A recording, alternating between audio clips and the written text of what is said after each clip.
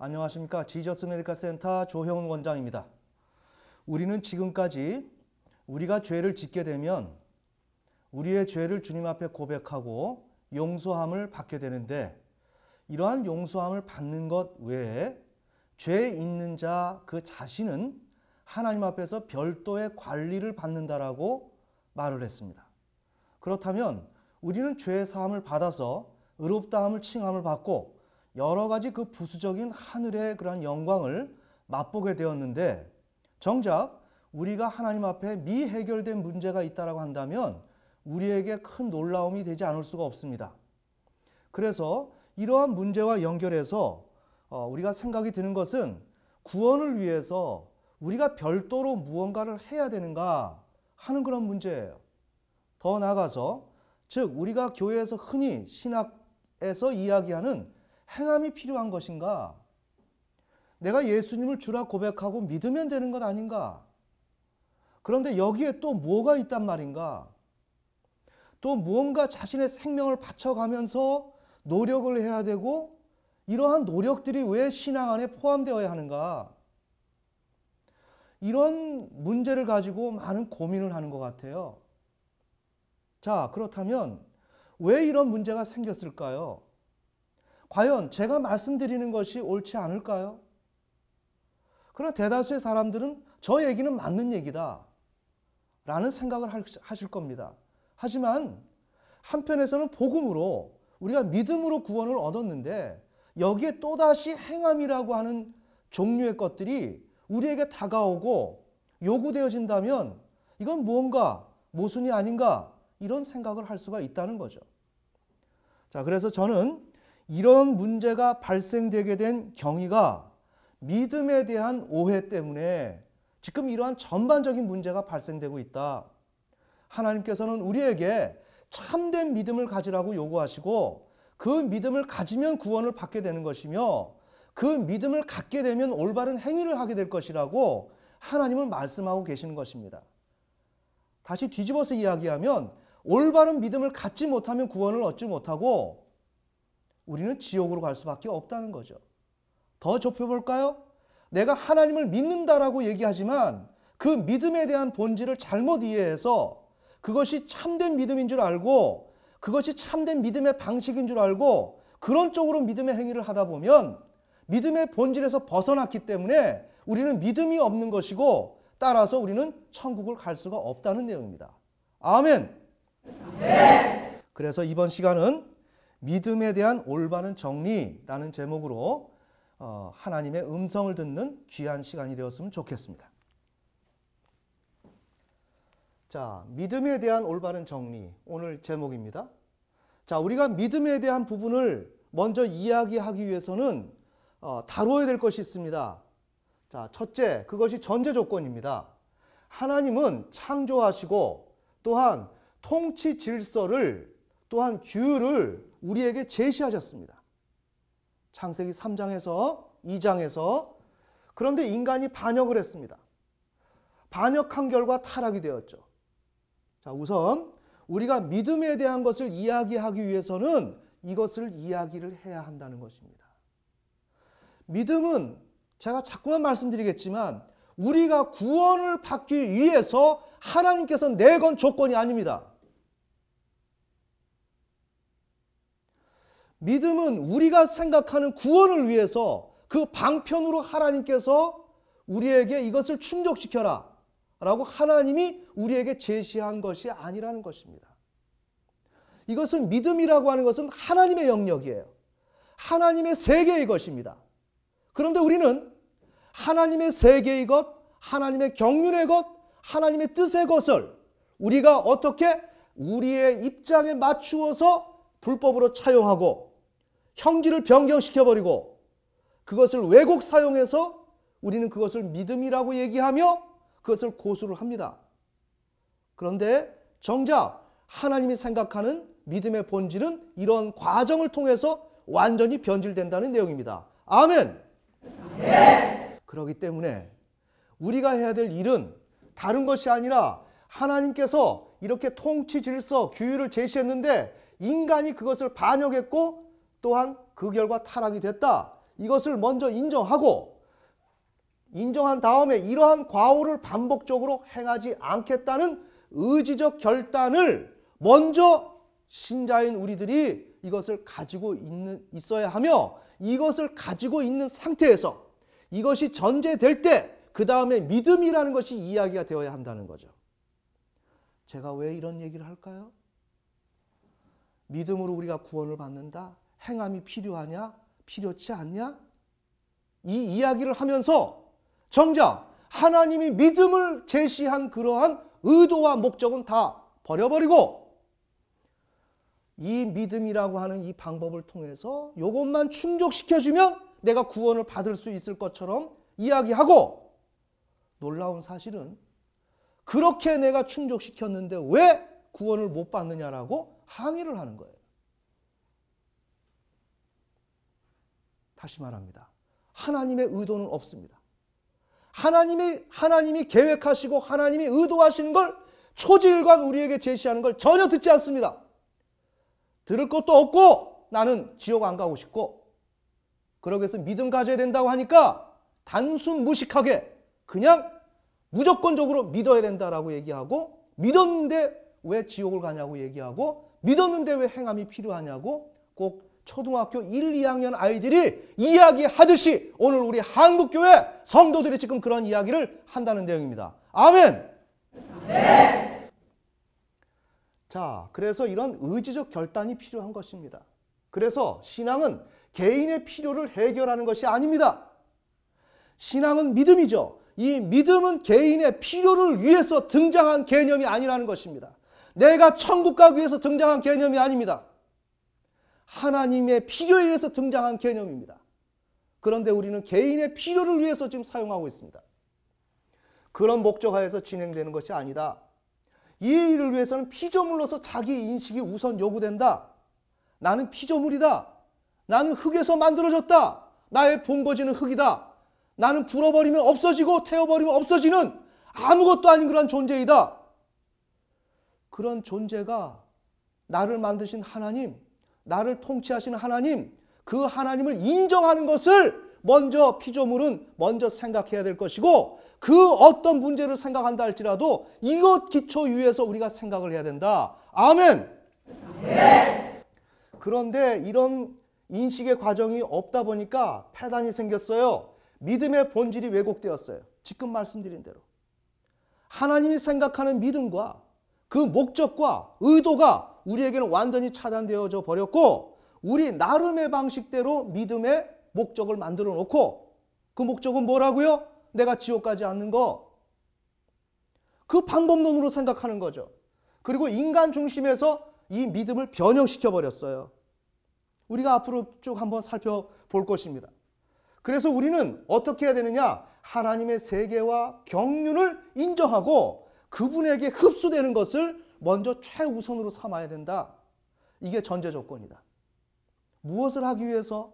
믿음에 대한 올바른 정의를 내리기 위해서 그것을 정리하기 위해서는 먼저 이 믿음을 하나님이 먼저 믿음을 제시한 목적과 의도를 우리는 먼저 인식하고 그 기준에 출발하자.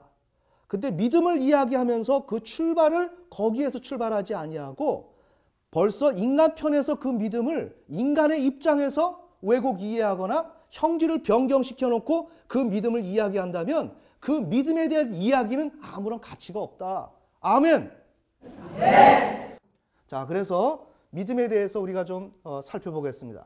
믿음에 대한 가장 중요한 것은 종교개혁이 로마서 1장 17절을 통해서 일어났던 것처럼 믿음에 대한 가장 우리가 정의를 살펴보기 위해서는 로마서 1장 17절에서 말하는 그 믿음이 무엇인가를 우리가 이해하는 것이 가장 빠르고 정확하다. 오직 의인은 믿음으로 말미암아 살리라. 개역성경입니다. KJV 하박국 2장 4절에 보면 이 믿음으로가 자기 믿음으로 by his faith 나의 믿음으로 나 자신의 믿음으로. 자, 우리는 구원을 어떻게 얻는다고요? 나 자신의 믿음으로. 그런데 지금 우리가 어떤 생각을 하느냐? 내가 마음에서 동의하는 것을 믿음이라고 생각한다고요. 자, 너 예수 믿니? 나 예수 믿어. 그 말이 무슨 말인지도 모르면서 예수를 믿어서 어떻게 구원을 얻나요? 예수의 무엇을 믿나요? 예수의 그 어떠함을 왜 믿나요? 믿는 목적이 무엇인가요? 그래서 왜 구원을 받을 수 있게 되는 것인가요? 이것을 자세히 생각을 해야 됩니다.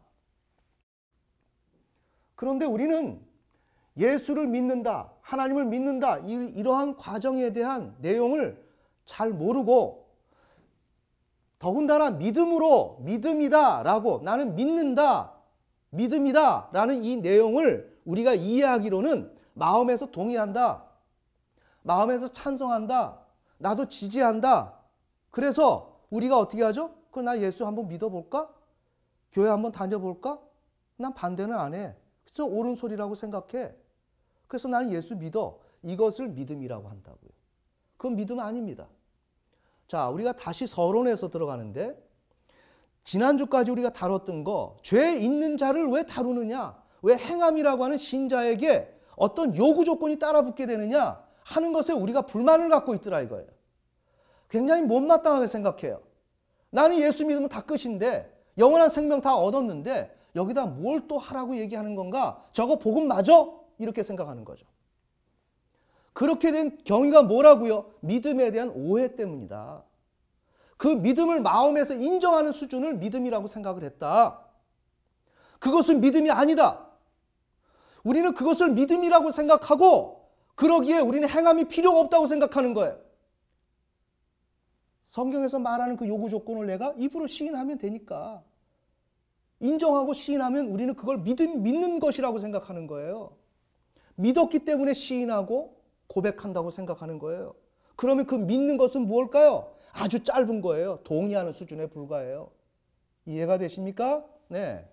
자, 그래서 우리는 마음에서 동의하는 것을 믿음이라고 생각하는데 이것이 잘못되었고 이것 때문에 우리의 신앙의 모든 문제가 지금 잘못되었다. 자, 이것이 잘못되었기 때문에 나는 구원을 받았다고 생각하지만 이 구원에 대한 문제가 완전히 뒤틀어질 수가 있다는 것을 지금 이야기하는 거예요. 왜? 믿음에 대한 정의가 잘못되었기 때문에. 이것을 어느 누구도 짚어주질 않는다 이거예요. 거의 다 100이면 100다 뭐다? 마음에서 동의한다. 이것을 믿음이라고 생각한다고요. 그런데 그게 믿음이 아니라, 잘 들어보세요. 믿음이란 하나님을 창조주와 통치자로 인정하고 그래서 순종하며 살아가야 하는 것이 피조물의 마땅한 책무임을 알아서 하나님은 창조주와 통치자이신데 그 하나님께 순종하며 살아야 되겠다. 여기 된 전제가 무엇인가? 피조물 자신의 존재가 부인될 수 있다는 사실. 하나님 앞에 순종하며 이렇게 살아야 되겠다라고 마음을 먹는데 그 마음을 먹는 그 조건이 무엇인가? 나 자신이 완전히 죄가 되어서 없어질 수 있는 상황이 벌어질 수 있다 하는 것을 먼저 전제하는 것이에요. 이해가 되십니까? 여기서 딱 끊어서 다시 돌아갑시다. 우리가 예수를 믿을 때 이것을 염두에 두었나요? 우리는 오히려 나의 문제, 인생의 파고, 고통, 질고 여러 가지 그런 병리적 문제를 해결하기 위해서 예수를 믿어요. 그런 자가 내가 죄가 되어서 흙이 되어서 나는 존재하지 아니하는 상황이 올 것을 염두에 두고 예수를 믿는 사람이 어디에 있겠습니까? 없지요. 내 문제 해결하려고 예수를 믿었는데. 아멘. 그건 믿음이 아니에요. 그건 믿음이 아닙니다. 성경에서 말하는 것은 그 믿음이 아니고 나 자신이 완전히 부인될 수 있다는 사실을 전제해서 하나님 앞에 순종하며 살겠다. 그렇게 하는 의지적 결단과 그 결단을 내리고 그 다음에 그 사실을 고백을 통해서 약속하는 거예요. 난 예수님을 믿습니다. 하나님을 믿습니다. 라는 식으로 이 고백을 하면서 약속하는 행위가 믿음이라는 거예요. 다시 돌아갑니다. 믿음은 마음에서 어느 일정한 성경 구절과 하나님의 역사가 내 마음에 그렇게 거부감이 없어서 무언가 내 삶에 도움을 줄 수 있을 것 같아서 힘이 되는 것 같아서 그 말이 그렇게 특별히 이상하게 들리지 않아서 마음으로 받아들이는 거. 그래서 내가 예수 믿기로 교회에 등록하고 신앙생활하는 것이 믿음 생활이 아니고 내가 완전히 없어지고 무효화되고 내 자신이 부인되는 상황이 온다 할지라도 이것이 피조물의 마땅한 책무이기에 나는 하나님을 창조주와 통치자로 사나 죽으나 이렇게 인정하고 그대로 나는 순종하고 살겠습니다 라는 것을 입으로 고백해서 약속하는 행위가 믿음이다. 아멘. 네. 자, 이런 것이 믿음인데 이런 것에 대한 신약 시대에 하나님이 구체적으로 진행하는 방식이 있단 말이에요. 자, 로마서 4장 22절에서 24절. 하나님은 아브라함에게 자신이 창조주 통치자가 되신다는 사실을 인정 순종하게 하고자 하는 의지가 있었고, 그래서 인정하고 또한 순종하고자 하는 의지가 아브라함에게 있는지를 확인하셨습니다. 이후 행위로 입증된 아브라함의 그 믿음, 지금 말씀드린 그 두 가지 부류의 그런 중심 내용을 행위로서 입증했어요. 많은 시간이 걸려도 75세에 부름받아서 25년에 걸쳐서 이삭을 낳죠. 혹자는 그러더라고요. 창세기 15장 6절에서 저 하늘의 무뼈를 봐. 저와 같이 너 자손 많을 거야. 아브라함이 그걸 믿어서 그냥 의롭게 됐대요. 이런 식의 우리의 사고방식이 있다는 거예요. 그런 식으로 믿어서 하나님이 의롭게 해줬지만 아들 줬나요? 안 줬어요. 25년 걸렸어요. 할례까지 받고 나는 전능한 하나님이야. 완전해. 하나님께서 못을 받고 완전히 변화시켜 놓고 어떻게 했어요? 먼저 의롭다라고 해줬지만 이 일이 성취되는 것은 어떻게 해요? 25년 걸렸어요. 네? 없는 것을 있는 것 같이 부르시는 하나님, 그 하나님을 인정하는 것을 아브라함이 인정했다고 끝난 게 아니라 행위로서 자신의 믿음을 입증하게 되는 이것을 하나님은 확인하셨고 절차를 밟으셨고 이게 25년 걸렸단 말이에요. 이와 같이 믿음이라고 하는 건 마음속에서 하나님이 저와 같이 자손 준대. 그래서 내가 인정하는, 마음에서 인정하는 수준이 아니라 이것을 정말 내 생명, 내가 완전히 무화가 되고 완전 무효가 되는 25년에 걸쳐서 100세가 된 아브라함은 완전히 망했어요. 망한 지경이 된다 할지라도 하나님이 나를 향해서 어떤 뜻을 갖고 계시고 그 하나님 되심을 나는 인정하고 말 거야 라는 그 믿음에 의해서 아브라함은 의롭다 인정을 받은 것이었습니다. 아멘. 네. 그래서 하나님은 그 믿음을 근거로 아브라함을 의롭다고 인정하셨습니다. 그러나 이 사실은 아브라함에게만 해당되지 않는다. 예수 우리 주를 죽은 자 가운데서 살리신 이를 믿는 오늘날의 신자들을 위함이다. 그러니까 로마서 10장 9절에서 10절 이 내용을 보면 오늘날의 이 신자들에게는 어떻게 적용이 되는가? 아브라함에게는 무뼈를 바라보라 그리고 독자 이삭을 바치라고 하고 독자 이삭을 바쳤는데도 불구하고 살 것을 믿는 거. 뭐예요? 죽은 자를 살리시는 하나님을 믿는 거. 이것을 다루었는데 이것은 아브라함에게만 해당되는 것이 아니라 오늘날 우리에게도 해당되는 것인데 오늘날 우리에게 그 사실을 어떤 식으로 적용시키느냐? 바로 예수 우리 주를 죽은 자 가운데서 살리신 이를 믿는 그런 과정을 통해서 아브라함에게 다루었던 것을 동일하게 다룬다. 아멘. 네. 그러니까 로마서 10장 9절의 10절의 내용은 하나님께서 예수를 죽은 자 가운데 살리신 것을 마음으로 믿는다. 이건 뭐예요? 하나님이 창조주 되심을 말하는 거죠. 네? 죽은 자 가운데 살리신 거, 없는 것 가운데서 있게 만드는 거, 창조 아닙니까? 창조. 창조주 하나님 되심을 믿는 것이 믿음이라는 거예요. 내 삶이 어려워서 하나님이 나에게 도움을 줄 것이라고 하는 그런 의미에서 하나님을 믿는 게 아니라 그렇게 믿는 것의 그 뿌리는 뭐다? 하나님은 창조주다. 아멘.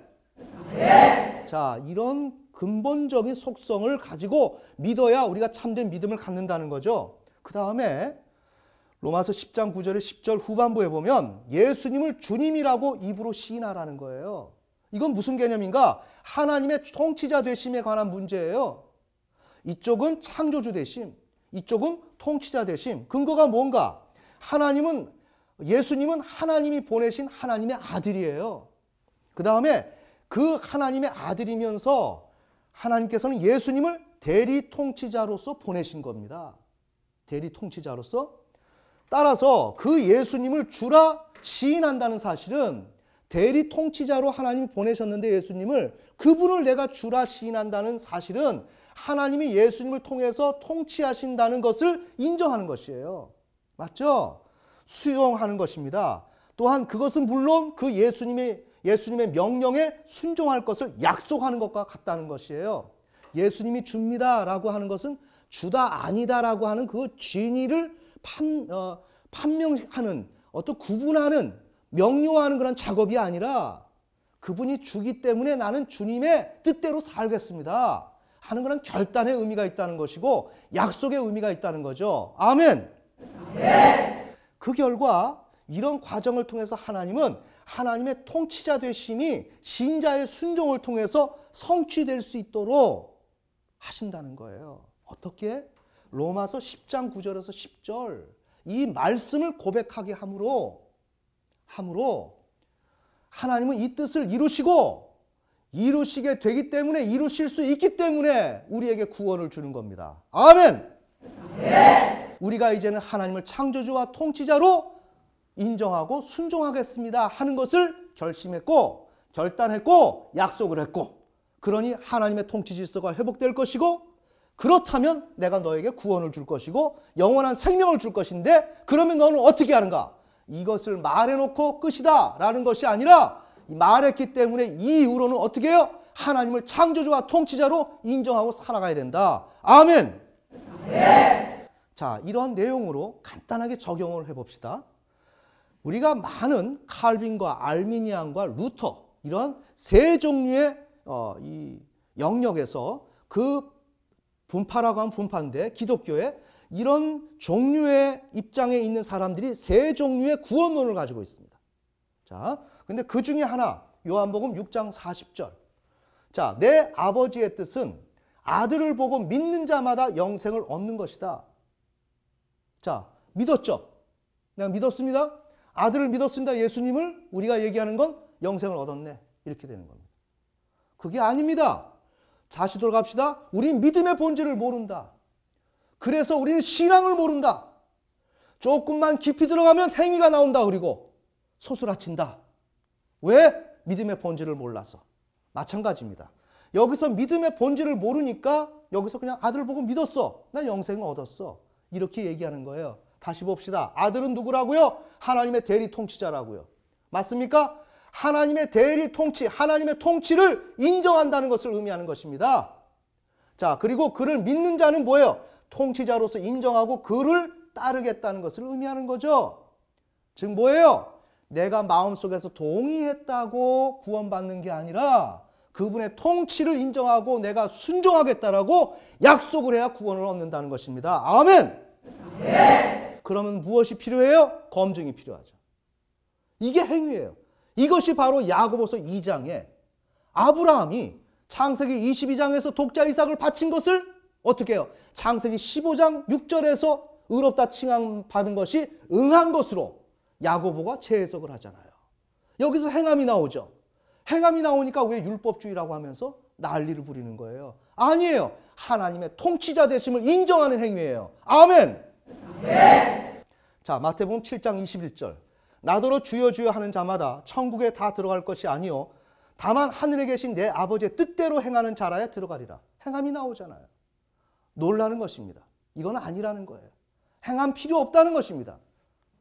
자, 이게 율법주의입니까? 하나님의 통치 질서에 순종하기 위해서 하는 행위예요. 아버지의 뜻대로. 아멘.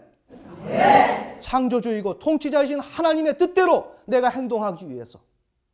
그분을 믿었으니까 나는 행동해야 되지 않습니까? 행함이 나오는 거죠. 근데 믿었는데 행함이 없어요. 그건 안 믿은 거죠. 자, 야고보서 2장 21절 24절. 아브라함이 그 이삭을 제단에 드릴 때 행함으로 의롭다 하심을 받은 것이 아니냐. 그래서 루터는 어떻게 했어요? 야고보서를 지푸라기 서신이라고 그랬다고요. 예? 그러면서 이 야고보서를 성경으로 보지를 않았어요. 그러면서 왜 여기 행함이 들어가니까? 이미 말씀드린 대로 이게 율법인가? 죽은 자를 살리시는 창조주 하나님을 인정하는 데 마땅히 요구되는 그 행위. 그게 뭐라고요? 이삭을 제단 위에 올리는 거. 나는 죽여도 하나님이 전능하시기 때문에 창조주이시기 때문에 이삭은 살아날 거야. 이걸 믿었다는 거죠. 그런 차원에서 행위란 말이에요. 우리는 율법의 요구를 충족시키는 율법주의의 행위가 아니라 하나님의 믿음에 요구되는 행위단 말이에요. 아멘. 네. 자, 우리의 신앙의 문제는 처음부터 믿음이요, 끝까지 믿음입니다. 그래서 그 믿음은 마땅히 이미 말씀드린 대로 행함이 요구됩니다. 그러기에 우리는 하나님을 창조주와 통치자로 인정을 해야 되는데, 그것은 내 생명을 맞바꾸고 내 생명을 거는 수준에서 내가 어떤 죽음이 온다 할지라도 하나님을 창조주와 통치자로 내가 인정을 할 것인가 하는 것이 우리의 인생의 주제가 되어야 할 것이며, 이런 문제를 다뤄야 되는데, 우리가 이렇게 믿음의 본질을 몰라서 믿음을 마음에 동의하는 수준으로 알아서 잘못된 길로 걸어간다면, 그러고 나는 동의를 했는데 믿었는데 하나님이 나를 구원시킬 거야 라는 생각에 머문다면 우리는 어떻게 되겠습니까? 이거는 엄청난 일들이 벌어지게 되는 것입니다. 여러분, 오늘 제가 드린 말씀 한번 정리해 보세요. 이 이야기가 틀렸는지 맞았는지 다시 말씀드립니다. 오늘 우리는 믿음이 무엇인지를 신학자든 목회자든 신자든 어느 누구도 정리해 놓은 것을 제가 본 적이 없습니다. 이와 같이 믿음에 대한 기본적인 이해가 없어서 오늘 우리의 구원은 완전히 추락되어 있고 우리는 사망으로 지옥으로 지금 떨어지고 있습니다. 여러분이 다시 한번 오늘 전한 이 내용을 검토해 보시고 숙고해 보셔서 정말 하나님이 원하시는 구원을 이루는 저와 여러분이 되었으면 좋겠습니다.